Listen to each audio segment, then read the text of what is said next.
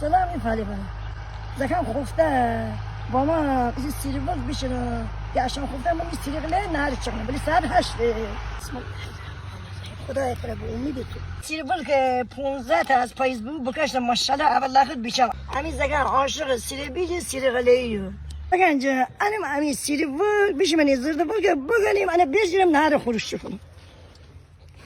الان باید زرده بود که بچینیم انا خورده کنیم سیره یو بشه خشکی نیه بگوده زرده بشه الان بیشیم سیره خورده کنیم زکنجه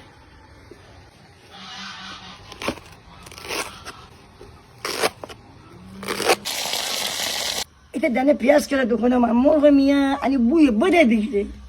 الان کرده زرجو دکنم چون مرغ محلیه الان اگه نمک دکنم نفازه بیشیم تیانه سره باید سیره بوشستم بنام تابجه الان خانم یعنی روغن دکنم روغن بیشتر دکنم وگرنه همین سیاه بره اول کارم زرجو دکنم اندی بست اما بزنم درست خیلی ولی الان ولی چوره کم آده باز یه سیره بلکه خیلی سخا کنم ولی اما سم بیشتر دوست داری اما کم سخا کنیم خیلی سیره غلیه دارن لپا دون کنن ولی امان دکنی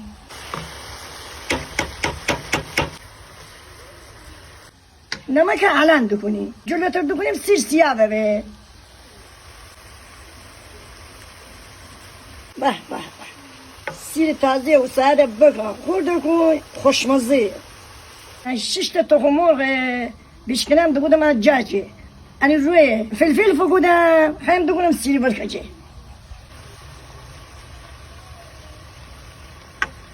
ایده هم الان زنی یعنی تخم مرغ همه جای بگیره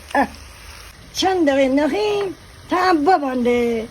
الان این تخم مرغ دوست الان بیش منو بگردیم الان دیگه امیر سیر برد که تخم مرغ آماده بود خمانه بوری نونی مرغ داریم الان دیگه امیر مرغ بپر که سیر دکنیم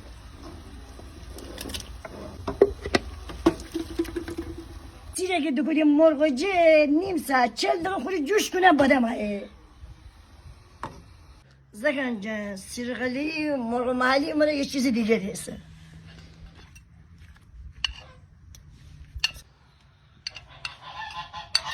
به